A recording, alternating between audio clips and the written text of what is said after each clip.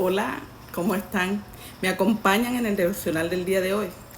Hoy leí un versículo que se encuentra en Colosenses capítulo 3, versículo 13. Mi cuaderno de apuntes. Y aquí estamos, con las dos versiones bíblicas que tengo. Cuando Pablo escribió esta carta a la iglesia de Colosas, a pesar de que él no la había fundado y no la había visitado personalmente, él tenía conocimiento de lo que pasaba allí por un discípulo que se encontraba allí llamado Epafras, si no me equivoco. Este le daba información de todo lo que acontecía. La situación de Colosas era que se había introducido de alguna manera la falsa enseñanza, había una mezcla de cristianismo con el judaísmo, con misticismo, con filosofías extrañas, y esto trajo división dentro de la iglesia. Entonces Pablo escribe este versículo que habla específicamente del perdón para exhortarlos a que vivan una vida según Cristo, en unidad y en armonía, y que no permitieran las falsas enseñanzas, porque otro evangelio que se enseñara que no fuera el de Cristo era anatema. Entonces, esta era la situación de la iglesia de Colosa, nada diferente a lo que hoy en día se puede vivir dentro de distintos templos por diferentes creencias y dogmas que llevan a la iglesia a tener división, incluso a despreciar hermanos que porque simplemente no pertenecen a la misma denominación son rechazados por otra. Pero si nos vamos a la realidad, todo eso está de más. Creemos en un Cristo vivo, en un Cristo que perdona, y ese es el ejemplo que debemos seguir. La unidad del cuerpo de Cristo en armonía y en amor. ¿Qué dice el versículo en Colosenses capítulo 3, versículo 13, según la Nueva Traducción Viviente? Vamos a ver cómo lo dice esta traducción. Sean comprensivos con las faltas de los demás y perdonen a todo el que los ofenda.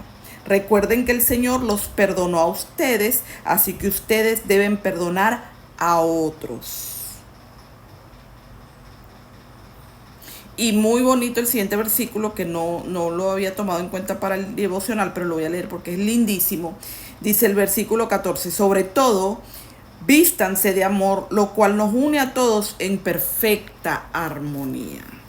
Tremendo, ¿no? El amor de Dios es perfecto y absoluto. Nos vamos a la Reina Valera 1960 y dice de esta manera: soportándonos unos a otros, perdonándoos unos a otros. Si alguno tuviere queja contra otro de la manera que Cristo os perdonó, así también hacedlo vosotros. Y sobre todas estas cosas, vestidos de amor, que es el vínculo perfecto. Así, cuando nosotros amamos a nuestro prójimo, no nos vamos a ocupar de criticarlo y destruirlo, sino de perdonarlo, de pedirle perdón y de vivir esa vida en Cristo maravillosa. ¿Qué podemos reflexionar? Según lo que yo apunté aquí, el perdón es una de las mayores expresiones del amor de Dios, sin duda alguna. El perdón es la mejor y maravillosa expresión de amor de parte de Dios para nosotros. Y asimismo, nosotros debemos mostrar ese amor a los demás. No es fácil perdonar cuando alguien nos hiere, pero este versículo nos recuerda que somos llamados a hacerlo, no por nuestras propias fuerzas. No lo podríamos hacer porque nosotros empezamos a pensar lo que nos hizo lo que nos hizo aquel, por qué me ofendió, por qué me hirió, y no salimos de ahí en nuestra mente caída, en nuestra mentalidad humana. Pero por Cristo, siguiendo el ejemplo de Cristo, podemos perdonar a nuestro hermano. Él nos perdonó aun cuando no lo merecíamos. ¿Cómo nos perdonó? Entregando su vida por nosotros, para reconciliarnos con Dios y hacernos hijos de Dios, y pudiéramos tener hoy en día esa esperanza que tenemos en Él.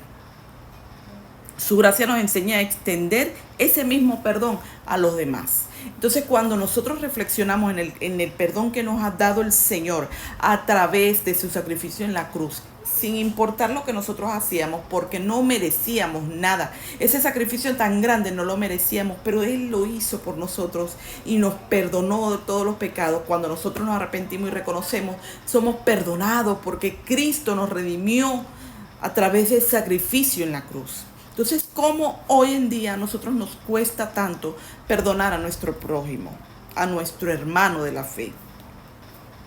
Entonces cuando nos guardamos rencor, nuestro corazón se llena de peso y amargura.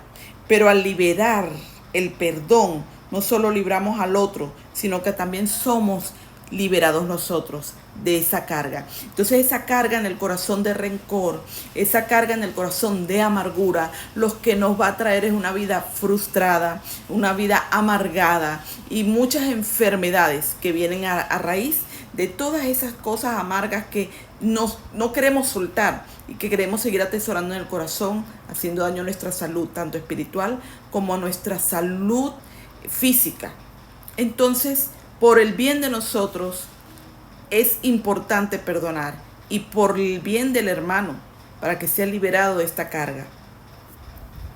Perdonar no significa justificar las cosas mal hechas. Nosotros tenemos una confusión, es muy común oírlo. Bueno, pero si tú me perdonaste, ¿por qué no vuelves conmigo? Bueno, ya va. Si, hablando del caso de una pareja, como ponerlo por un ejemplo, un novio o algo. Bueno, yo te perdono, pero no podemos seguir porque nuestra relación es tóxica, nuestra relación no funciona y de verdad nuestra fe no es la misma. Entonces no podemos continuar con esta relación, pero yo te perdono, yo no te guardo rencor. Entonces tú ves que hay mucha confusión con respecto al perdón. El perdón no es justificar las cosas mal hechas. No, el perdón es soltar esa carga y dársela al Señor para que Él sane nuestro corazón y para que sane también el corazón del otro y nos lleve a la reflexión de qué fue lo que hicimos mal. ¿Dónde estamos mal? ¿Qué estamos haciendo mal? ¿Por qué yo herí a mi hermano? ¿O por qué me dejé herir? ¿O por qué no lo puedo perdonar? Si es que Cristo me perdonó a mí, aún habiéndolo yo blasfemado y ofendido muchas veces con mi conducta y con mi manera de pensar. Entonces, decidir soltar es entregar y dejar que Él sane nuestro corazón. Vamos a sentarnos a reflexionar un poquito y veamos. ¿Estamos nosotros divididos como lo estaba en la iglesia en Colosa? ¿Estamos nosotros guardando resentimiento hacia nuestros hermanos? ¿Estamos ofendiendo a Dios con ese rencor en nuestro corazón? Es importante ver qué personas tenemos a nuestro alrededor que en algún punto nos hirieron, para que nosotros podamos dar el primer paso del perdón. Y si hemos herido a otras personas, que el Señor nos traiga memoria y que podamos corregir eso y también pedir perdón. Porque el perdón libera nuestro corazón de toda amargura y de todo rencor. Cristo nos dio ejemplo. Cuando nosotros procedemos a perdonar y a pedir perdón, nosotros estamos mostrando el carácter de Cristo en nuestra vida y es allí donde nosotros vemos cuánto ha crecido Cristo en mí. Porque antes, en un punto, yo en mi humanidad jamás hubiera perdonado tal ofensa. Pero hoy en Cristo siento que su amor tan grande me es suficiente para perdonar aunque el otro no reconozca su error. Para pedir perdón hacia el otro no me perdone, pero siento la tranquilidad de que ya le pedí perdón por mi ofensa porque la reconocí. Y dejé de hacerlo y pedí perdón. Entonces, cuando estas cosas dan este giro y podemos reconocer que necesitamos perdonar y ser perdonados y que podemos reconocer que Cristo me perdonó a mí sin merecerlo, arrastrada por todos mis pecados, atada a la esclavitud del pecado, y Él me hizo libre a través de la cruz sin yo merecerlo, por pura gracia, ¿cómo nosotros tenemos la cara de no perdonar? Es muy difícil porque nos herimos, es muy difícil porque nos sentimos atacados, es muy difícil porque de verdad hay dolor. Pero ¿cuántas veces ofendemos nosotros a nuestro Señor con nuestra mala conducta y con nuestros malos pensamientos? Y aún así, cuando tú vas a Él reconociendo tu falta, Él te perdona. Entonces hagamos lo mismo con nuestro prójimo. No seamos causa de división en el cuerpo de Cristo, no de la iglesia o de una denominación específica, sino del cuerpo de Cristo.